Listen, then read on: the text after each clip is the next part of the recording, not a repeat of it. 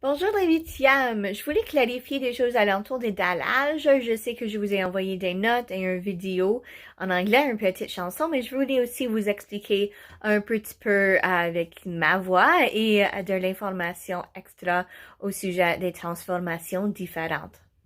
La première type de transformation qu'on peut avoir, c'est quand je prends ma figure originale, je vais utiliser cette forme en L, et je peux faire une translation. Ça, c'est un glissement. Je pourrais faire de 1 unité, 2 unités, 3 unités, etc. Je pourrais aussi faire un glissement en bas de 1 unité, 2 unités, etc. La chose importante à avoir, c'est quand je fais une translation, l'orientation de la forme ne change pas, tout simplement sa position reliée à la position initiale. Et la position initiale est ici. Je peux aussi faire une réflexion. Une réflexion, c'est juste comme regarder dans un miroir. Je vais imaginer que j'ai une ligne ici qui agit comme mon miroir. Et je vais faire une réflexion par rapport à cette position-là. Je peux voir, c'est tracé pour moi la position initiale, la position originale. Et maintenant, j'ai une image. L'image, c'est juste comme regarder dans un miroir, c'est qu'est-ce que je vois réfléchi. Vous pouvez voir ici que l'orientation et l'apparence de mon L est maintenant changée parce que c'est passé par une réflexion. Je peux aussi faire une réflexion par rapport à l'axe vertical. Et je peux voir ici maintenant que j'ai fait une réflexion.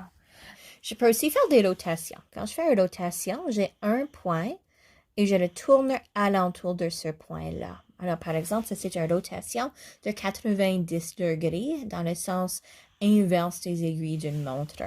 Je peux aussi faire une autre rotation comme ceci. Ça, c'est les 180 degrés comparé à l'original. Je peux continuer et faire des rotations alentour de ce sommet. Je peux choisir un autre sommet. Je peux faire une rotation alentour de ce sommet-là. Il y a aussi des rotations alentour d'un point qui ne sont pas sur la forme. Ce type de rotation est plus important à connaître, simplement, c'est moins utile pour les dallages, mais je peux aussi faire un centre de rotation qui n'est pas sur l'objet.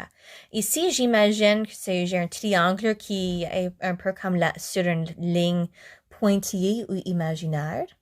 Moi, j'imagine un peu comme les mains sur une montre.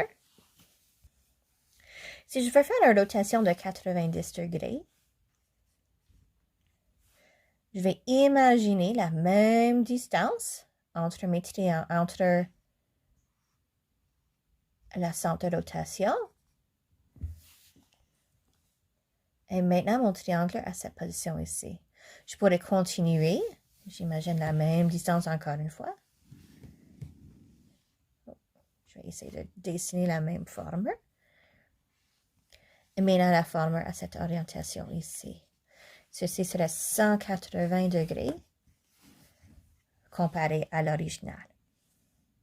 Alors ça, c'est les trois types de transformations essentielles à comprendre pour être capable de construire un dallage.